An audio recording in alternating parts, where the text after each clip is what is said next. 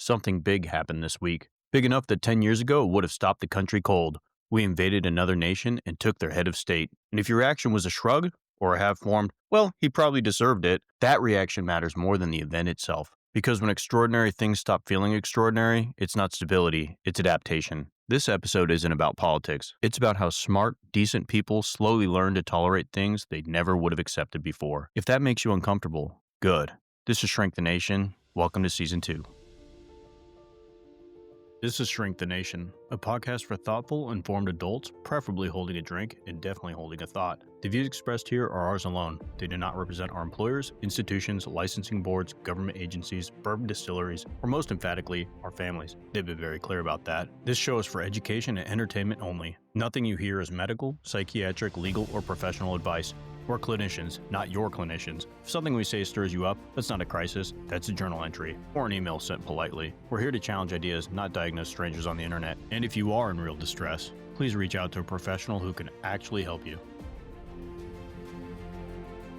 Hey, this is David, over 20 years in the military, dual-boarded psychiatrist, and once again, the designated adult in the room, at least on paper. I was planning on doing a dry January this year. That plan lasted about as long as a Saturday press conference where a country announces it abducted a foreign leader at gunpoint and called it stability. So in the spirit of realism, tonight I'm very much not doing dry January. I'm drinking Michter's US 1 small batch, solid, dependable, quietly confident, and unlike most institutions we'll be talking about tonight, it actually does what it promises. Classic Michter's profile, caramel, vanilla, a little oak, just enough spice to remind you it's there. Nothing flashy, no gimmicks, just confidence in a glass, which frankly feels a little aspirational right now. And with that, I'll hand it over to Robbie, who unlike me may still be pretending this is a dry January household. So far, absolutely is a dry January. Yet again, I got overly engaged in taskings and didn't make it to the store. So what I'm looking forward to trying is a couple of things. A friend of mine who is very into bourbon has recommended the Evan Williams bottled in bond version, which is 100 proof. Says it's fantastic. It's Evan Williams, so it's not very expensive. He said it's,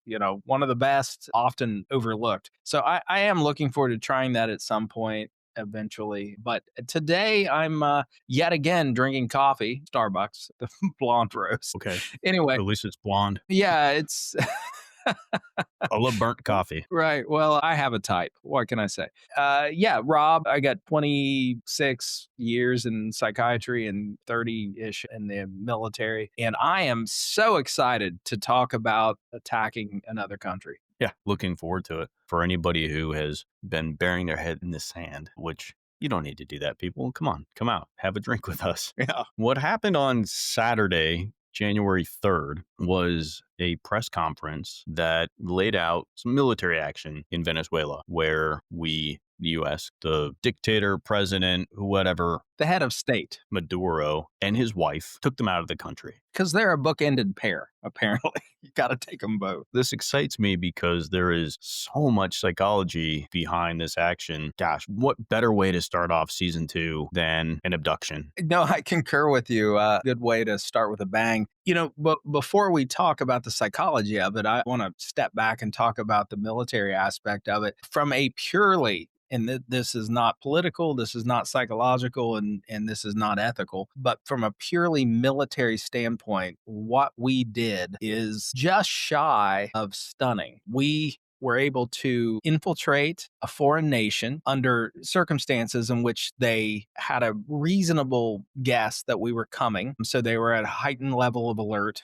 We were able to abduct a specific targeted individual. We were able to exfil, to get out of there with no loss of U.S. life. This is movie level stuff. I cannot wait to actually read the reality of what happened. Now, I'm saying I think there's been some hints that there were at least a few U.S. service people who were injured, not critically injured, but injured. I am going to guess it was a non-zero sum of Venezuelan people who probably were killed and or injured. But from a purely military standpoint, engaging in this kind of operation is pretty stunning. It's amazing, actually, that, the boys of Delta Force. Which doesn't exist. Yeah, true. The non-existent Delta Force boys, pulled something off that is just shy of miraculous to go into another nation and extract a very specific individual. It's pretty amazing. Yeah. No, this is movie level shit.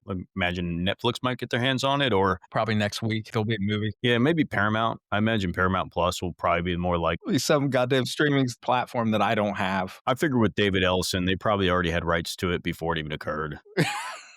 Well, given the level of our political engagement in choosing movies, I'm going to guess that the rights were given prior to the operation. Well, it'll come out with the Jackie Chan movie. That plus this will probably headline. It'll be like a dual movie blockbuster kind of thing. Yeah, I imagine it's probably going to involve John Krasinski. It'll be John Krasinski and The Rock. Why not? That sounds No, pretty good. no, you nailed it. You nailed it. Absolutely. They're going to be the headliners. It'll be very dramatic, I'm sure. It'll be excellent. I want to be clear that Nicolás Maduro, from our perspective, the U.S., not a great guy. Definitely a dictator. Definitely does some pretty terrible, evil shit. Kills people. Did, by all accounts, steal an election. Not a good dude. I don't think that's in question. I think a lot of people can be excited that he's no longer in power. It's what is going to happen moving forward that is probably the more concerning of the things. But let's talk about, what are we looking at? Why do we care? Why do we even give a shit? Well, so my attention has been drawn to this. So I've been watching network news from a meta analysis kind of standpoint. What I have been struck by with myself personally is that the grand total of my response to this has been, I've not felt the weight of what we did. Now, if we step back from this, what we did as a nation is that we engaged in a hot operation. We attacked another nation. Not only did we attack them, we invaded them and we abducted the head of state of that nation. And that is a incredibly big deal. I mean, that's a big thing. What, again, from a meta analysis standpoint, what I have been struck by with myself is how little emotion, surprise, I've not felt it as being that big a deal. I was struck by the precision of the operation. I have not been struck in any level. I think back to other times when we have attacked other nations, even when we bombed Iran, there was some angst that it initiated in me that we had just struck another nation. In this case, nothing. I have no emotional content associated with this. And that in and of itself has struck me as being interesting, worth consideration. For me, I agree in some ways. Like I don't know what the major effect is going to be of this, as far as from our perspective outside of the questionable future that exists for that country. I want to step back and think about this the way that I would think about why any patient would come to see me. The big question being, why now? The way that I want to wrap my brain around why this happened now. I think we have to look at what's been happening over the last year, 6 months, 3 months, and say, okay, why does this make sense to have happened now? Because we've been doing it before, and hopefully our listeners, all tens of them, have some familiarity with Bowen family systems theory. I think we've been using that as a good analogy, and I think it works really nicely in this scenario. What I want to say is that this political system as it stands today really resembles that high anxiety family. And if we break it down, we have our executive branch, which would be our overfunctioning parent attempting to manage anxiety through dominance. We have our legislative branch, which is the paralyzed, anxious co-parent not doing anything. We have the public, you and I and everyone else, who are just emotionally flooded children of this system. Then we have this narrative. What's the narrative been for the last several years, really, but even in the last few months? How has the narrative shifted within this system to allow this to happen? And really the foreshadowing of it, there were definitely signs that this might have happened. I mean, we were attacking quote unquote narco terrorists off the coast of Venezuela for months without clear reason beyond that they were somehow trafficking fentanyl into our country, which we know they weren't, when they really were trafficking cocaine. And in all fairness, probably not a significant percentage of cocaine is coming from Venezuela as much as from other countries. So what were we doing? This maybe some foreshadowing, but our system has been held together, at least in the last few months, under this idea that tariffs will protect you. The economy is strong. corruption will be exposed through the Epstein files, and just trust the plan. Bowen's family system doesn't require that narrative to be true. This is just what was being sold. And it just needs to be coherent enough to hold the anxiety of the whole system. If all that was holding the anxiety, why escalate to this next step? Yeah, coherent enough. That is another thing that has struck me just recently is that these stories don't have to actually hold water under duress. When we scrutinize the stories, they start to fray really quickly. That's not really the point. The point is they just have to be plausible enough that it allows our anxiety to reduce so that we don't actually pick them apart. We don't scrutinize them. But the scrutiny about these boat attacks and the questionable nature of them. But I'm stepping back and from the jump on this process where we started off destroying these boats, then we took control of much larger boats. The story of narco terrorism was plausible enough that we didn't necessarily have to pick at it. And really, what it's built to is this arc in which we started off attacking these boats, then we started taking boats, and now we have invaded a country and stolen their head of state. And he's not a good guy. This is part of this process is that because he's not a good guy, some people, many people, maybe even most people are going to start off with that he's not a good guy. And the story then falls into place behind that. But that's really not the point. That's kind of the end state. The end state is he's not a good guy. Okay. It's more simplification when nuance is the reality. Well, absolutely. So what we're talking about is this arc that was built to basically get to this point. If we go back months and months and months when we started attacking these boats, that was instrumental to get to this point. And it's only with the arc of time that you can see that was not a thing in and of itself. That was a thing that was building on a thing, which built on a thing, which led to this moment. There's going to be moments to come.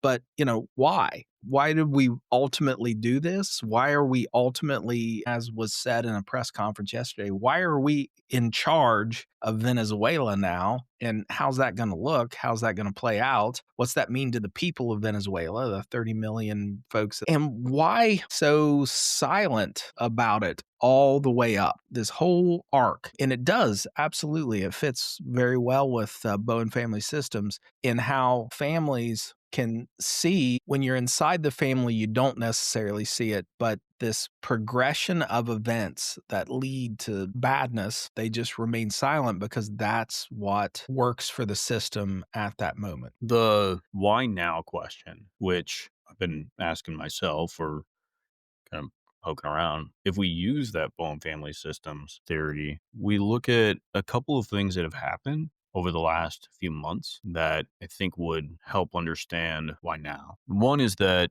there was this narrative failure on the economics related to the tariffs. The promise was that there was going to be these tariffs protection, lower prices for everybody. And the reality's been higher grocery bills for people and no clear explanation as to how the tariffs are going to somehow bring in more money. That's been a question since they were brought up for a lot of reasons. I'm not an economist, so I can't get into the weeds on it because I just can't. But the idea of using tariffs to bring in more revenue by moving manufacturing back into the country doesn't hold a lot of water for a few reasons, but one being that if you're using the tariffs to bring manufacturing back into the country, then there won't be tariffs on the things that are being made in the country. Therefore, you're not going to make a lot more money off of those items. But also the fact that a lot of the things that we bring into the country, we can't actually produce in our country, or at least not in a reasonable time frame to actually make the manufacturing feasible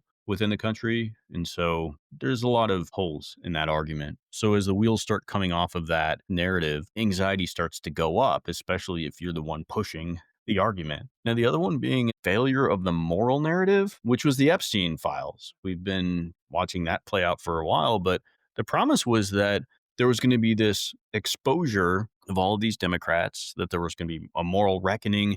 We were going to get them. And the outcome was that there's been delay. There's been ambiguity about it. There's been a lot of procedural fog. It hasn't played out the way that it was said it was going to play out, even to the point that the leader was attacking anybody who wanted to see them after promising to show them to everybody. And so you have this moral breach at this point where there's a lot of shame and displacement happening in this particular narrative. And when we think about why now, I think it makes a lot of sense. We talked about it last week. The trust in the government is at an all-time low. So what do you do? What happens at that point? And I think that's just a piece of the puzzle, but I think that plays a big role. If we reel back in the arc of this administration, they came in hot. They had a bucket load of things, and they were pretty simplistic solutions to pretty complex problems. They haven't worked out quite like one would hope. If you're on that side of the aisle, you would hope they had worked out. And they did start to fail after, about 6 months of doing this. There was that sense that Doge is not working like we thought it would. We thought there were all this fraud, waste, and abuse that was perpetrated by the Democrats, and we were going to come in and we're going to find trillions of dollars in savings. And as it turned out, they just didn't. And the ramifications of the cuts that they made really are going to come in the months and years down the line. So that didn't work. The immigration thing, which had incredible public support, but the way it was implemented, how it's played out, it's not necessarily worked like they expected it would. So it does strike me that very much like our Avatar episode some time back, that there was a need to find something else. Now, I guess what I'm really interested in is like Maduro makes a decent bad guy just on the basis of his behaviors, what he's done. And again, he's certainly not a good guy. I'm not going to lionize the guy, but there are a lot of bad guys around the world. And in fact, President Trump just recently pardoned a bad guy, a guy who, absolutely was engaged in the narcotics trade. Speaking of, I want your opinion on this. This is a divergence. Narco terrorism. Help me define what narco terrorism means, because we've accepted it. I don't know that I've accepted it, but I think as a country, We've accepted it. what you're saying right now goes back to what I've been harping on for quite some time, which is that if you say something crazy enough at the end of your sentence, people will ignore the first part of the sentence and just accept it as reality. And I think this is one of Trump's superpowers, is that you just have to start off with the word narco terrorist and then start talking about saving 500, 600, 700, 800% off of prescription prices. And people will immediately jump to the math. Does that mean that when I go and pick up my metformin, that they're going to pay me $2,000 to use it? And they ignore the narco terrorist part. When you take narco, which means drugs, and terrorism, and you smash it together, then you get like double bad. Terrorism is bad. Narcotics are bad. Smash it together. Oh, this is really bad. But, fundamentally, terrorism is a thing. Terrorism is utilizing force, aggression, violence, and harm in order to make a political point and induce fear. Narcotics, anything related to that, is about selling drugs to people who want to buy drugs and smashing them together. It doesn't actually work. That narco terrorism, they're not utilizing this to induce fear or harm and to make a political point. They're making a buck because there's a market for it, and there's always been a market for it. And hey folks, there's always going to be a market for it. So the whole narco terrorism thing in and of itself, the fact that we just swallowed that word, bought it, accepted it, that all the major news outlets utilize it, narco-terrorism. I probably have heard narco-terrorism 80 times today alone, and nobody stopped to say, what in the fuck is narco-terrorism? No one said this. So here we are, narco-terrorism, and we have now invaded a country, abducted their head of state in the name of terminology, and he's going to be charged for narco-terrorism is what they said. It is in Title 21 of the U.S. Code. The DOJ uses it in charging statutes, but here's where they typically use it. It's when drug trafficking conducted with the intent to fund, support, or advance terrorist activity or violence intended to influence government or civilian populations through drug-related activity. And I think you already said it. Does it really apply to what these guys are doing, which is trying to make a buck? selling cocaine. Oh, they made a lot of bucks, I'm sure. With every boat that gets sunk, they make even more money because they can just jack up the prices of the other boats. Absolutely. But is that money being used for terroristic purposes? I'm not an attorney. I have no legal background. I don't know, but if that's the definition, is that what's happening? My prediction will be this is going to be a real stretch when they actually bring him to face charges. And the DOJ, unfortunately, recently hasn't had the best of luck as far as actually getting all this stuff put through because they have the tendency to, Be amateurs. this particular charge may not fully apply to Maduro and his wife. Now, I don't know how his wife is involved at all, but here she comes. She's coming. But it does describe it, the illusory truth effect. We've spoken about it before. We see this all the time. In fact, I think, again, another superpower, when you repeat something over and over again, there's this cognitive bias. Your brain cannot help but to perceive something as being more and more true, regardless of accuracy, the more you hear something. Stepping back, what I guess I keep getting struck by is from a human standpoint. And this is not from a podcaster standpoint that every time something crazy happens, I think, oh, this is good content. Fan fucking tastic. But from a human standpoint, it's all confusing to the point in which I just end up having to disregard it. It's a thing that's happening that I can't control, that I might not understand. I can't even invest in it. So I just bring it in. And, I've brought narco terrorism into my brain. And now it's a thing. And when they say it, I kind of have a sense of what they mean. The fact that we're destroying boats filled with humans, killing them, okay, it's a thing. I brought it into myself. I accept it now. This is what we do. I would be curious how many boats are actually still making it through, though. We present it like we now have an impermeable membrane in the entirety of the Caribbean and Pacific. I tend to think that's probably false. I also think every time he says each boat kills 25,000 Americans, I start doing the math and I'm like, holy shit, if 25,000 Americans died every time a boat came through, we'd be down to like a population of nothing by now. I've accepted it though. Yeah, the numbers don't really line up. Fortunately, the number of fatalities related to drugs are actually going down. Significantly. Now, they've been going down since the pandemic, Mm-hmm. but they are down. I mean, they're still too high for sure. I don't think that's up for debate. The question is this the method to get them down? The reality is that fentanyl is the driver of most deaths or things tainted with fentanyl. And fentanyl is typically produced or moved into the United States through Mexico using product that is brought there from China. And we're not blowing up their boats because they're not using them. Hard to blow up shit they ain't using. Yeah. Cocaine is coming from Venezuela, but other countries in much greater numbers. So the idea of blowing up boats to help protect drug trafficking is the figurative equivalent of you waving your left hand to slap your brother with your right. And I think we've all been slapped a whole bunch of times now. We keep falling for it, just like he did. The big right Because he's an hand idiot. was Maduro, right? Was taking Maduro. But the question then is, well, why are we triangulating Venezuela? My guess is that for triangulation to really work, you need some things. You need to have something that's symbolically bad, emotionally distant, check, check, structurally weak. I mean, we flew right into their country and took their president. That doesn't inspire a lot of confidence in their defense, but especially that they knew we were doing it. Narratively flexible, I think, check. Yeah, there's definitely a narrative that's being pushed forth still. And then the idea being capable of restoring a sense of control. Well, I don't know if you watched the press conference, but there was, especially Marco Rubio,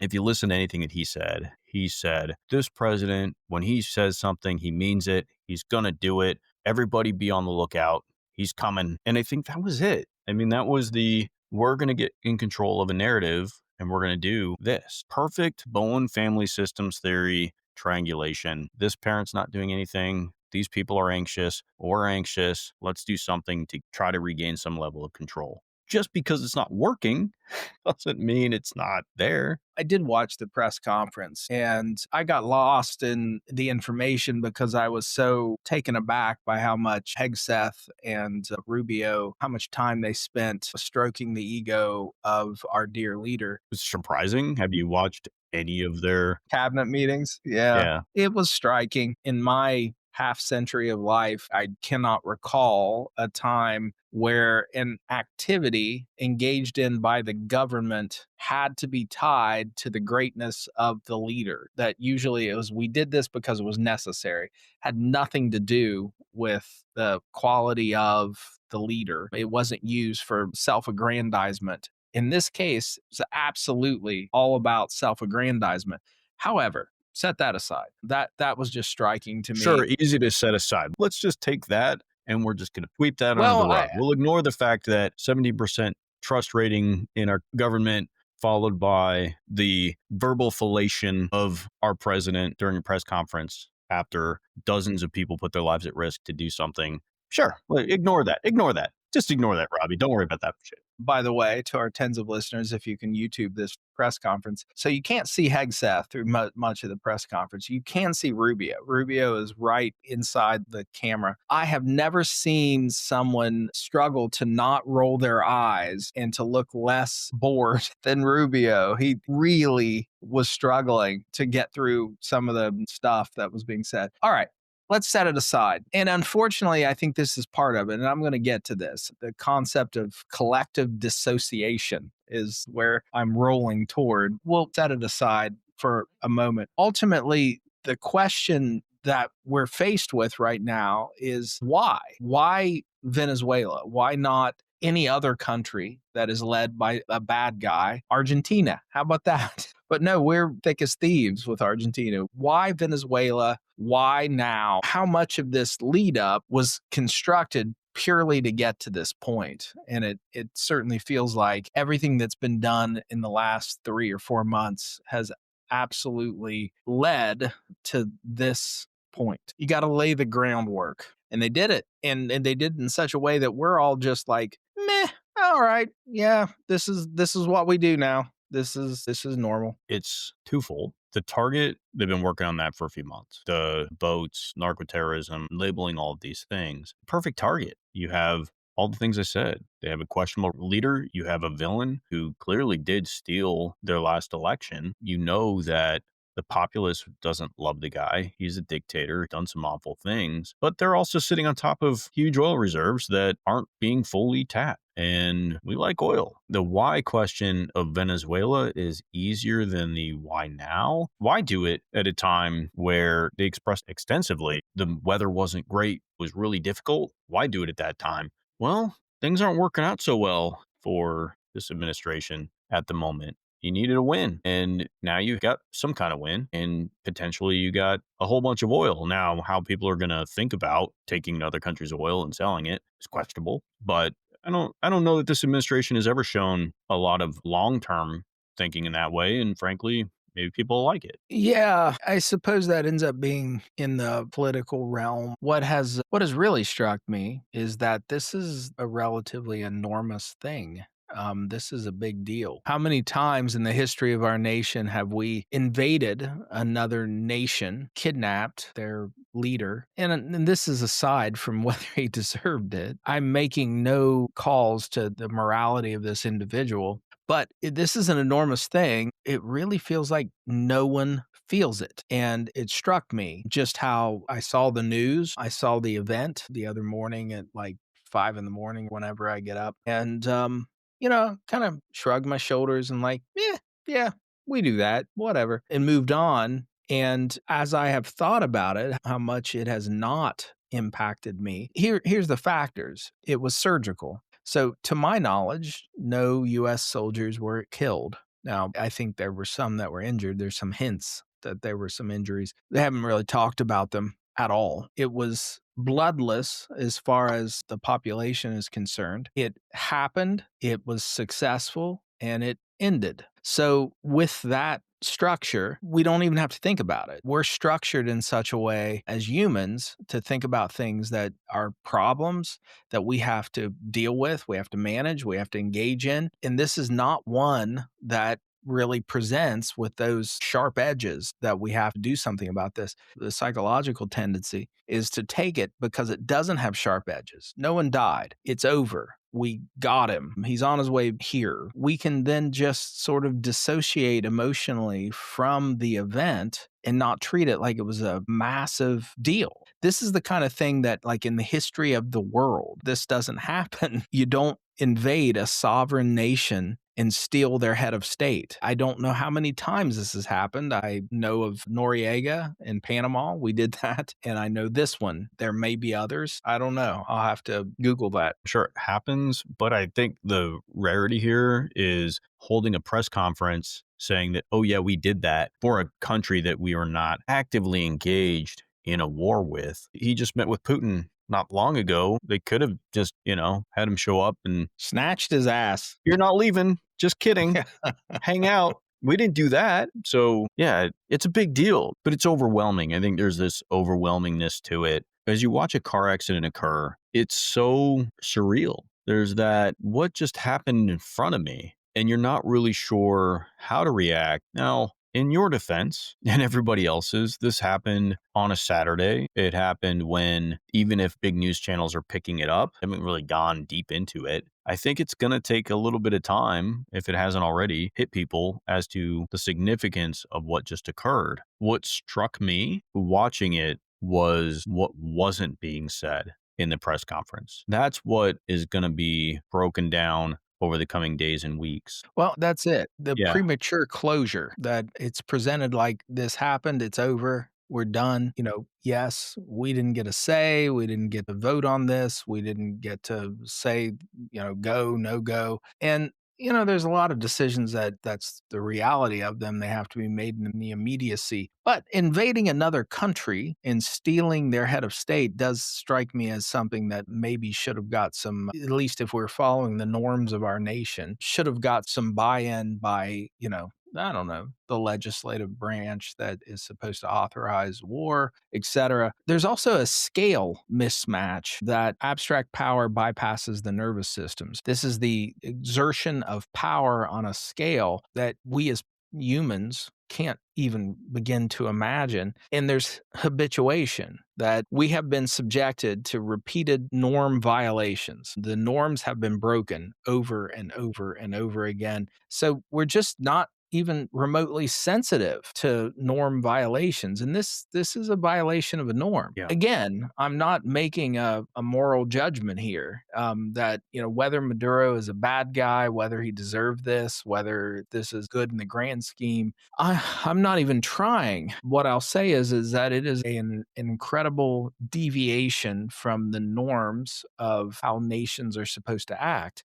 And, there's international law that says don't go kidnap heads of state, don't attack other nations. They're going to fall back to, hey, we did this for self-protection. Their drugs are killing 25,000 Americans with each boatload, which is utterly, utterly ridiculous. That's a statistic of how many people die per year of drug overdoses per boat. There's no basis in reality, but they'll say this was self-protection, that this was national defense, and it's just not. Yeah, but there's a built-in narrative that comes from even challenging that narrative, which is what you like drugs, you like people dying from drugs. That's a straw man argument, but it is definitely going to be used. It's been used a lot. How dare you question blowing up these boats? Would you just like people trafficking drugs? And it's just no.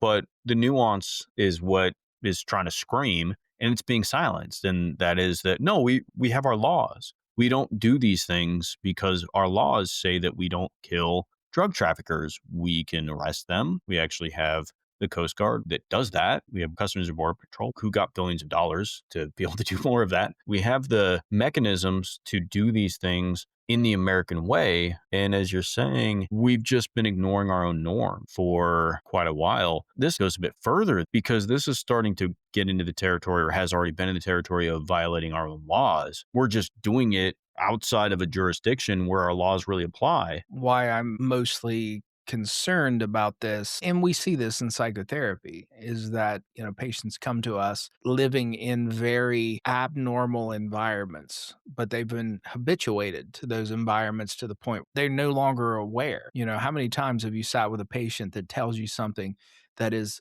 utterly inexcusable, utterly over the top, and they tell it in a voice that is just so deadpan and like normal. This is a thing. all the time. Yeah, a lot. And that's what struck me this morning, and it took me actually, most of the day to process it, that I am so untouched by this emotionally. And fundamentally what it came down to for me, I've been habituated to these rule violations, and I was like, "Oh, this is a yet another rule violation." That part didn't stick with me. It just was a thought that I had. And then the way I immediately justified it in my mind is there's no blood. There was no cost to us. Now, was there blood? Yeah, I'm going to guess that good number of Venezuelans died in this action. That'd be my guess. No one's mentioning it. No one's saying, 800 Venezuelans died or 1,000 died or whatever the number is.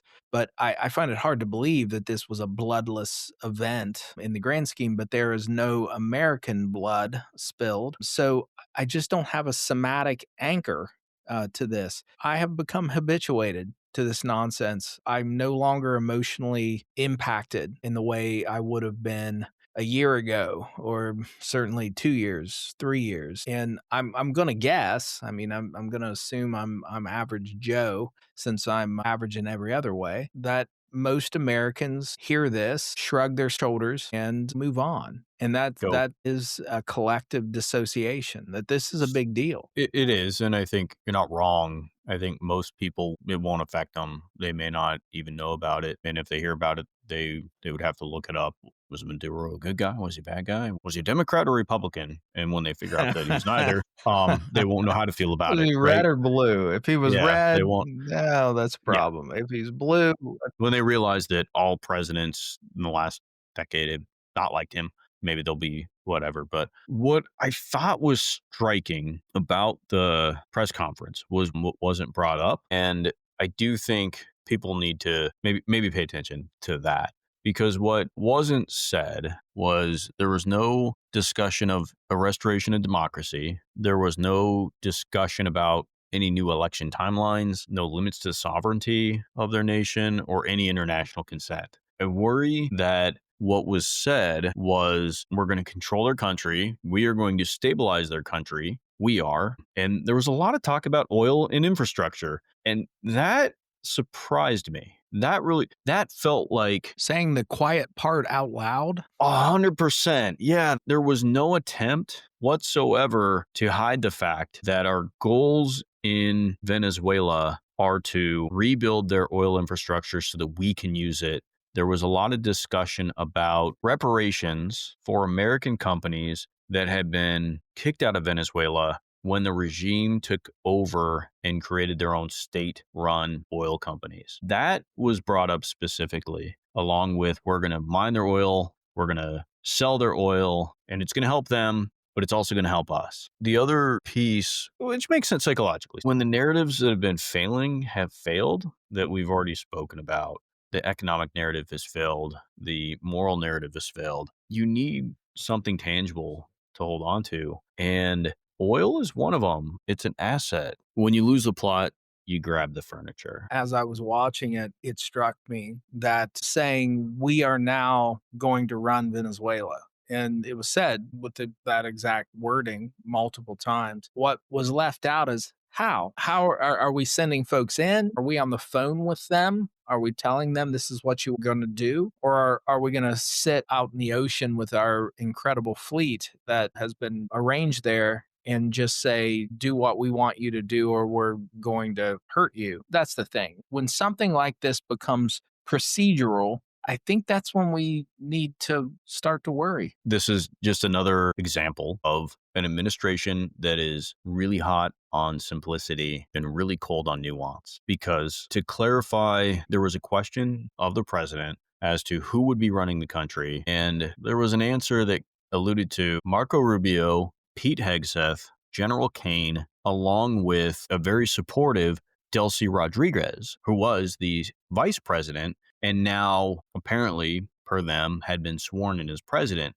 The issue here is that since that was said, Delcy Rodriguez has come out and said, no, this was an illegal attack on our country, and we are not going to just do whatever you say. there's nuance to running a country like ours and certainly like theirs remotely. And there's certainly questionable perspectives on what's going to happen. Another question was posed, hey, are you going to turn the country over to the opposition leader, who was actually quite supportive of this from afar, had been like tweeting about it or some shit, I don't know, on social media, like, yay, this is the time for our coming or whatever, we're going to take the country back. By all counts, Machado had won the election in 2024, like Yes. 67% or something, or maybe, Yes. maybe was it higher, 76 or 67, It 67? was I don't know. Like, 70-ish. that's stuck in my head. Yeah, 70 something percent, and was part of the reason given to justify this action was that this Maduro was a bad guy, had stolen this election, so we're justified in taking him. But when the question came up, is she going to run the country? The answer was no, because she doesn't have the support of the people to run the country. I'm a gentleman, Robbie. You know that. I am a gentleman. That, I have described you to many people, and gentleman is always the way I describe you. Always it. That and 10 pounds of shit in a 5-pound bag. That's the other. Absolutely. Yeah. But so I'm not going to point out that a 70+% election win is significantly higher than the 50 point something, 51% victories of most of our presidents, in all fairness. 70+% is a lot of public appreciation. I won't point that out. Yeah. I'm not going to point that out because I think that's rude. I think it's rude to use It's numbers to just, it's just not nice. Right. Don't use data, facts. Especially if you take in like the percentage of the voting population and then you like do the math on that, and it's more like 23%. But I'm not those, but which if you add 23% to the 50%, almost gets you to the 70%. 76% that she had. But that's rude. I wouldn't bring that up. I 'Cause I'm a agree. gentleman. Which brings me back to, 10 pounds of shit in a 5-pound bag. I'm a gentleman. Yeah. I'm just saying. When we boil you down, you're a gentleman. Yeah. Here's where I think our show can be helpful. That's good, because I would love to be helpful. Our tens of listeners, our niche audience, stand by, folks, because David is now telling you how we're going to help you. And I'm going to be helpful-ish in no useful way. I mean, that's a problem. Will be helpful. Will it mean anything? No. In fact, I'm going full-blown ESPN mode here. Okay. We're going to get into some predictions. If we use the psychology, let's use Bohm family systems theory, and let's use the rules of triangulation escalates unless differentiation returns. You've even said it. This hasn't really triggered much for you. So Venezuela is probably going to provide temporary anxiety relief for the administration. Temporary, if any, but it's going to provide, hey, we did something, which means that unresolved anxiety will drive the search for the next third point. So we got to triangulate again, more than likely. Mm-hmm. What are our future targets? Canada? You think Canada? No. I think we could break it down into tiers, but in my tier one, I think it's a close toss up. I'm going to go with what I'm going with only because Marco Rubio specifically called out the members of the government of this country. But number one to me is Cuba. Oh, I think it's Cuba. He flat out said, if I was a member of their government, I would be worried. He said that during the press conference. So I think Cuba is probably high on the list of being a third triangulation point. Low empathy cost, most people don't probably care. You can make a pretty good argument that we're helping those people out. Number two would be Iran. particularly now. Yeah, absolutely. We've Yeah. already attacked them. And Iran's an interesting country anyway, because nobody seems to like Iran in the Middle East. So there's some level They of do safety not. to that. Yeah. But it would be huge. There'd be a lot of grandiosity to it. It'd be enormous. Yeah. And then we could, claim global dominance. Those are my tier ones. And for our tens of listeners, they are Shia, and the rest of the Middle East, barring a certain percentage of Iraq, are Sunni. They take that very, very seriously. But yeah, Iran is not a popular actor among the other Arab states. When you think about the Arab states and you think about them being a unified bloc, they definitely are not. There's No. incredible amount. No. So those two are reasonable, Cuba and Iran. What I keep thinking about is also from family systems is that when something happens, it sets a precedence within the family, and then it becomes a norm. And from a international standpoint, the international family, we've just set a precedence, which is, hey, it's okay to go into a foreign nation, a sovereign nation, and do what you want if you have the power to do it. So now, what does that say to Russia? What does that say to China, specifically for Taiwan? It says a lot. We now have set up the social norm, the social contract. Yeah, this is okay. And if China would say, decide to attack Taiwan and kidnap their leader, which I doubt they would kidnap their leader. They'll just attack Taiwan to take Taiwan. But if they were to choose that, we have no moral high ground. We have no basis to say, oh, that's wrong. Now, will we? Yeah, Yeah, probably. it's cute that you think that we are at a position to where we would give a shit about being hypocrites at this point. But cute, Very cute, true. cute. Very Drink to true. that. Drink to your Well, cuteness there, Robbie. I would, but I'm out of coffee. Bringing up Russia and China, I think those are two countries, or even North Korea, to be honest, like countries that would be triangulated, used for triangulation, but more, I think what you just said, more in a kind of a third party way where we would wait until they do something in response to what we just did to then use them as more of a bad guy than they already are. But in all fairness to talking about norms, Russia already invaded Ukraine. We've sort of accepted that. And I think even this administration has gone back and forth, but they've suggested several times to just give them the land that Hmm. they took to just end the war, which I think was that was their peace plan, wasn't it? Was just go ahead and give up what we took and Yeah. all will be well. What moral high ground have they had? They haven't had a lot of moral high ground. The moral high ground's not a place that they've actually climbed to. So Yeah. you gotta climb your ass up the hill in order to have the moral high ground. Donald Trump's not a man that wants to climb a hill. I don't think Donald Trump's a guy who gives a shit about the moral high ground because he doesn't see it as morality as much as the ability to just make a deal. I think it's Venus stasis actually that's really getting in the way of him climbing the hill. You know, Anyway, he no, likes very thin blood, that's apparently, right. is He what does. I've heard. And now the last piece, the last tier three. So I think those are like Russia, China. Those are more like tier two. Like they might go after them, but only after they've done something, and because we just did something. I think tier three, which is honestly more, what is already happening, is the going after courts, universities, journalists, immigrants. I think those are the things where Done. they're Check, already check, and check. they're already doing that. Yeah, it's already something. But the question is to what extent? Because they've started it with the exception of immigrants. They haven't gone full bore. There's more they could do if they needed to push a narrative further. Those are kind of like the low grade triangulation targets to try to ease some anxiety, at least on their part, and any failures that they're having. Oh, I was just going to say, hearkening back to our Avatar episode, this fits. This fits. It's a display of power. It's a spectacle. It's me waving my left hand so I can slap my brother with my right hand. He never caught on, folks. So those of you who might know my brother, you should probably bring it up to him that, why? Why didn't you catch this? How many times do you fall for that? And I'll tell you, every time. That's how many times. Every time. I have a speculation. I'm a full-fledged adult, and so is he.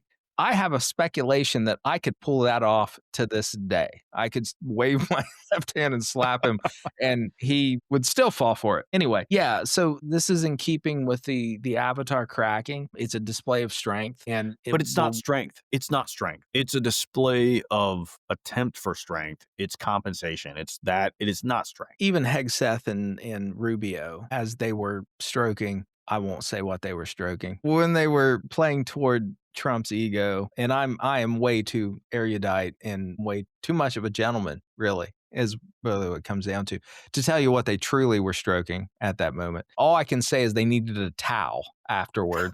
Cowley.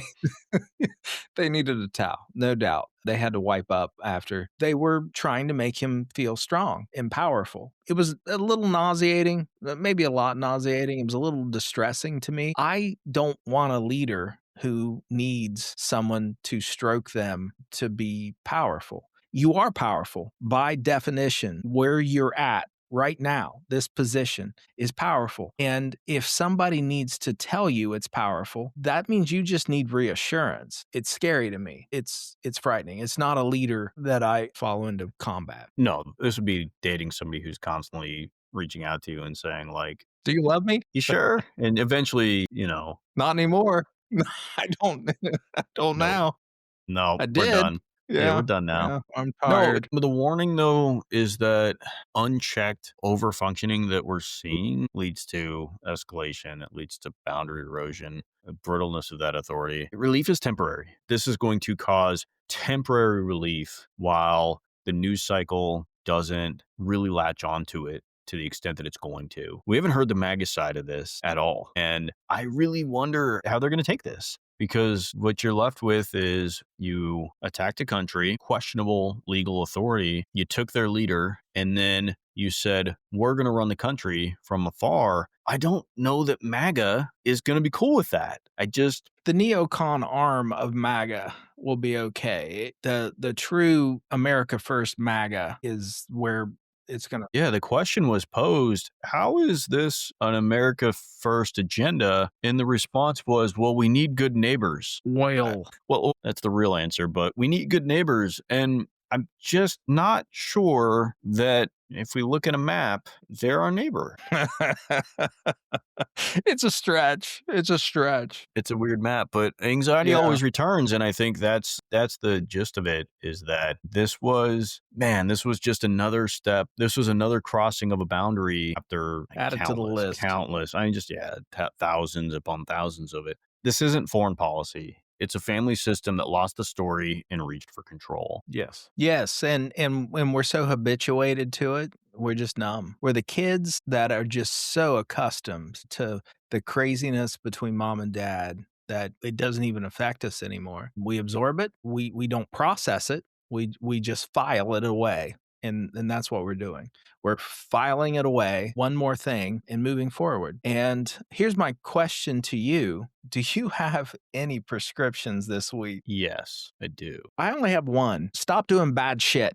We have to stop doing bad shit. There is a thing such as honor, integrity. There is the rule of law. There are norms, and we have to follow them, whether we like it or not, whether it serves our emotional purposes or not. We have to follow them because, I'm again going to fall back to Jim Jeffries. We live in a society, people. There are rules to this society. And in order to maintain the society that we actually love, that brings us comfort and security, we have to be members of that society. I'm pretty sure Jim Jeffries stole that from George Costanza, but I'm just gonna leave Maybe, it there and leave it there. maybe. When you hear a claim repeated everywhere, write it down once, say it out loud, and then ask yourself, do I believe this because it's true or because I've heard it 12 times today? Try to fight the illusory truth effect. Let me wax eloquent on the illusory truth effect. So I mentioned some episodes ago that my son came to me and said, did you hear that Charlie Kirk's wife's pregnant? And she's 8 weeks pregnant and he died 12 weeks ago. He said, and then they think it's JD Vance's. And when I just a tacit like, hey, do you think that's true? And he's like, well, I heard it like 30 times today. But here's the fascinating part to me, and I actually brought this up to him this morning, is that it didn't come to pass. She is not pregnant.